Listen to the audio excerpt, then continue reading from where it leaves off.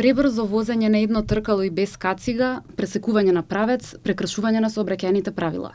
Полицијата во акција против divењето на моторџиите и возачите на тротинети. По сите македонски улици до 7 јуни ќе има засилени контроли за непочитувањето на прописите од возилата на две тркала.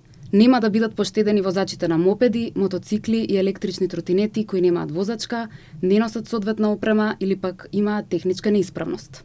Граѓаните сметаат дека не само автомобилите, туку и моторите и тротинетите треба да добиваат ригорозни казни за да ги почитуваат сообраќајните правила. Поголема контрола на нив, дали има дозвола, дали можат, смеат да возат, дали не смеат да возат. И нормално би требало да има некое ограничување, као што има ограничување за автомобили, да ја има ограничување за нив, али да не биде 50 км, него максимум и 25 км. А овие што се тротинети, мислам дека повеќе од 10 км не би требало да возат. За електрични, за тоа само не на улица. Кај што треба да се вози тротинет таму. Од Министерството за внатрешни работи апелираат возачите да бидат внимателни, а акцијата пред се има цел да ја зголеми безбедноста во сообраќајот и намалување на сообраќајните незгоди.